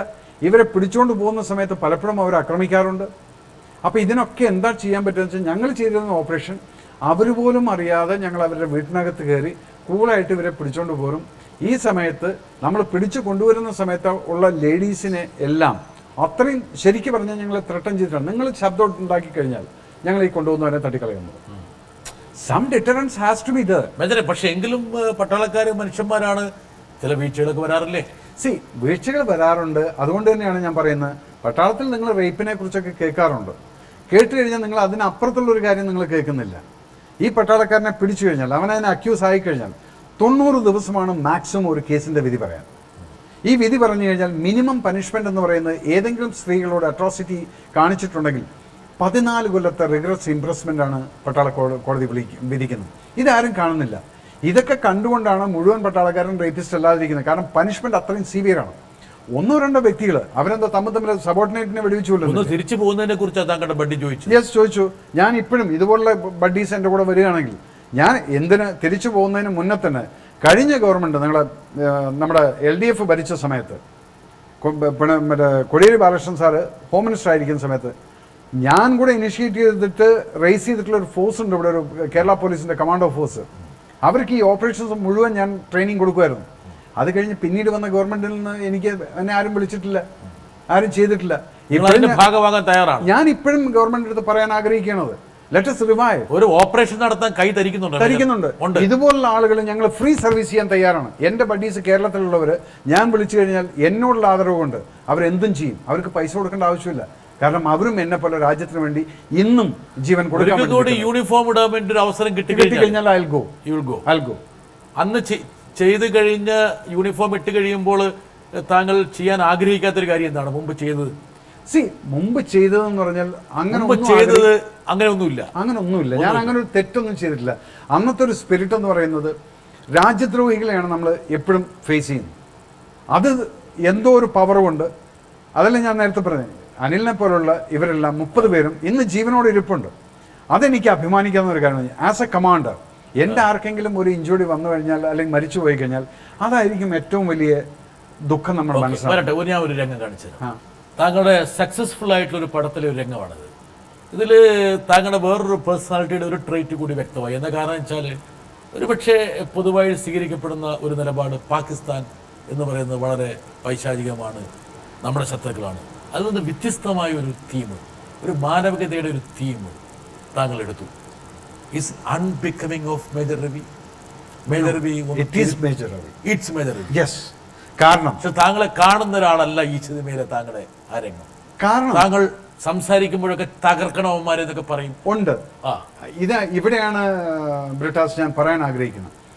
ഞാൻ എൻ്റെ ഏതെങ്കിലും ഒരു സിനിമയ്ക്കകത്ത് ഏതെങ്കിലും കാസ്റ്റ്, ഇപ്പം മുസ്ലിം കമ്മ്യൂണിറ്റി, ഇപ്പം പലരും പറയുന്നത് ഞാൻ ഹിന്ദു തീവ്രവാദി എന്നുള്ളതെല്ലാം പറയുന്നുണ്ട്. ഞാൻ ഏതെങ്കിലും സിനിമയ്ക്കകത്തോ അല്ലെങ്കിൽ ഏതെങ്കിലും ഒരു സ്റ്റേജിനകത്ത് നിന്നുകൊണ്ടോ ഞാൻ ഏതെങ്കിലും മതത്തിനെ കുറിച്ച് ഞാൻ സംസാരിക്കാറില്ല. എൻ്റെ ആദ്യത്തെ സിനിമയ്ക്കകത്ത് പോലും ഞാൻ ആ ഡയലോഗ് എഴുതിയിരിക്കുന്നത്, ഒരു മുസ്ലിം എന്തെങ്കിലും തെറ്റ് ചെയ്തു എന്ന് പറഞ്ഞിട്ട് ഫുൾ മുസ്ലിം കമ്മ്യൂണിറ്റിനെ തെറ്റുകാരെന്ന് പറയുന്നതിൽ ഞാൻ വിശ്വസിക്കുന്നില്ല എന്നുള്ളതാണ് ആ സ്ത്രീയെ കൊണ്ട് ഞാൻ പറയിപ്പിച്ചിരിക്കുന്നത്. അതേപോലെ തന്നെയാണ് ഞാൻ ഇവിടെ ഈ സീൻ കാണിച്ചിരിക്കുന്നത്. കാരണം എല്ലാ പാകിസ്ഥാനീസും they are not bad. പാകിസ്ഥാനീസിനെ നിങ്ങൾ ഇവിടെ പോകണം, ദുബായിൽ പോയിട്ട് നമ്മുടെ മലയാളീസിൻ്റെ കൂടെ വർക്ക് ചെയ്യുന്ന പാകിസ്ഥാനീസിനെ കാണൂ. സോ ഇതെല്ലാം ചില ഇത് നിങ്ങൾ എല്ലാവരും മീഡിയ ഞാൻ പറഞ്ഞാൽ ഇത് വേറെ ഒന്നും കൊണ്ടല്ല. ഒരുപാട് ഹിന്ദി പടത്തിൽ പാകിസ്ഥാനെ സ്റ്റീരിയോടൈപ്പ് ചെയ്യുന്നുണ്ട്. അതായത് അവരെ ഒരു എന്താ പ്രാകൃതരായിട്ടും ബാഡ് എന്ന് പറയുന്നത് പാകിസ്ഥാനിയാണ്. അതെ, വില്ലൻ പാകിസ്ഥാനി. Not human. അതിനോട് താങ്കൾക്ക് യോജിപ്പില്ല? എനിക്ക് യോജിപ്പില്ല. കാരണം സിനിമകളോട് യോജിപ്പില്ല. എനിക്ക് യോജിപ്പില്ല. കാരണം എന്ന് വെച്ചാൽ അവിടെയുണ്ട് മനുഷ്യ ഹൃദയങ്ങളുള്ളവർ. ഈ പാകിസ്ഥാൻ ആരാണ്? നമ്മുടെ ഇന്ത്യയുടെ ഒരു ഭാഗമായിരുന്നു 60-70 വർഷം മുന്നേ. ഇതിനെ സെപ്പറേറ്റ് ആക്കിക്കൊണ്ട് ഇന്നിവിടെ കാണുന്ന ഈ വർഗീയതയ്ക്കെല്ലാം കാരണം ഈ പാർട്ടീഷൻ അല്ലേ എന്നുള്ള പോലും ചിന്തിക്കുന്ന ഒരാളാണ് ഞാൻ. അതെൻ്റെ അടുത്ത സിനിമയിൽ വരും. താങ്കൾ പട്ടാള സിനിമകൾ വിടാൻ തയ്യാറല്ല? അല്ല, ഇല്ല. ഞാൻ ചെയ്യും. പക്ഷെ വല്ലവരും നല്ല അങ്ങനെ ഒരു കഥ കൊണ്ടുവരട്ടെ. ഇതിപ്പോ ഞാൻ തന്നെ എഴുതേണ്ട ഒരു ഗതികേടാണ്. കാരണം എന്താ വെച്ചാൽ വേറെ വല്ലവരും പട്ടാള കഥ എഴുതി കഴിഞ്ഞാൽ എനിക്ക് അതിനോട് എനിക്ക് ചേരാൻ പറ്റുന്നില്ല. കാരണം അതിൽ യാഥാർത്ഥ്യങ്ങൾ ഒന്ന് മാറ്റി പിടിക്കേണ്ട സമയമായോ? നല്ലൊരു കഥ തരൂ, ഞാനിപ്പോ ചെയ്യാം. ഞാൻ കഥ തരാം. തന്നു കഴിഞ്ഞാൽ ഞാൻ ചെയ്തിരിക്കും. നല്ലൊരു കഥ വേണം. അതിനകത്ത് നമ്മളൊരു സിനിമ ചെയ്യുമ്പോൾ ബെട്ടാസ് സമൂഹത്തിനും ഞാൻ ആ കഥയ്ക്കകത്ത് ഒരുപാട് സുന്ദരികളായ സ്ത്രീകളെ ഹയർ ചെയ്യാനുള്ള എല്ലാവിധ പ്രൊവിഷൻസും ഉള്ളവർ. That's your selection, your choice. I don't want to get involved in this. Yes, I'll get involved in that. പക്ഷെ അറ്റ്ലീസ്റ്റ് അഭിനയിക്കാൻ കഴിയുമോ എന്നുള്ളത് നമ്മൾ നോക്കണമല്ലോ. That's all. That you do it. പക്ഷേ താങ്കളുടെ ഹൃദയം വളരെ ലോലമാണെന്ന് എനിക്കറിയാം. ഞാനിപ്പോൾ ഇങ്ങനെ അറിഞ്ഞുകൊണ്ടിരിക്കുക. വീണ്ടും എനിക്ക് മാത്രമല്ല, പ്രേക്ഷകർ മുഴുവൻ അറിഞ്ഞുകൊണ്ടിരിക്കുകയാണ്. പക്ഷേ എനിക്ക് സങ്കടം എന്താണെന്നറിയാം. നമ്മൾ പലപ്പോഴും ചോദിക്കും, നമ്മളിത് തുറന്ന് പൊളിച്ചിട്ട് കാണിക്കാനൊന്നും പറ്റില്ല എന്നുള്ളത്. എൻ്റെ പൂജാ റൂമിനകത്ത് ഞാൻ ഞാൻ എല്ലാ ഗ്രന്ഥങ്ങളും ഞാൻ വായിച്ചിട്ടുണ്ട്. ഞാൻ ഇന്നേ വരെ ഒരു വർഗീയത ആരോടും കാണിച്ചിട്ടില്ല. പിന്നെ എന്തിനാണ് എന്നെ ഒരു സ്റ്റാമ്പ് അടിച്ചിട്ട് ഒരു ഹിന്ദു തീവ്രവാദി? അത് ചില സമയത്ത് താങ്കളുടെ എന്താ കാരണം അറിയോ, നമ്മൾ മനസ്സാ വാച കർമ്മണ ചിന്തിക്കാത്ത കാര്യങ്ങൾ നമ്മുടെ മുകളിൽ വേണമെങ്കിൽ ആരോപിക്കപ്പെടാം.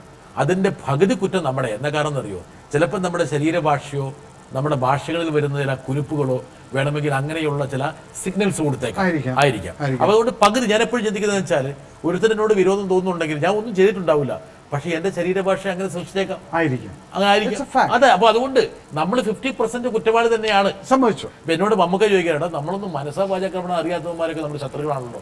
ഞാൻ പറഞ്ഞു, മമ്മൂക്ക ഇത് നമ്മുടെ പകുതി. എന്താ കാരണം, നമ്മളറിയാതെ എമിനേറ്റ് ചെയ്യുന്ന ചില സിഗ്നൽസ് ഉണ്ടല്ലോ, അത് ചിലപ്പോൾ വേറെ രീതിയിലുള്ള അർത്ഥങ്ങളായിരിക്കും വേണമെങ്കിൽ സൃഷ്ടിക്കുക. നിങ്ങൾ നല്ല പാട്ടുകാരനാണോ? ഞാനോ? പാടിയിട്ടില്ലേ? മൂളിപ്പാട്ടും കാര്യങ്ങളും ഐ എൻജോയ് സോങ് എന്ന് പറഞ്ഞാൽ എനിക്ക് നല്ല പാട്ടുകൾ ഇഷ്ടമാണ്. പക്ഷെ അതിനു വേണ്ടിയിട്ട് സമയം ഫുൾ ലൗഡ് മ്യൂസിക് ഇടുക അതൊന്നുമില്ല. നല്ല പാട്ടുകൾക്ക് ഭയങ്കര നല്ല പാട്ട്, അത് നല്ല റൊമാൻറ്റിക് പാട്ടുകൾ. റൊമാൻറ്റിക്കും എല്ലാം എനിക്കിഷ്ടമാണ്.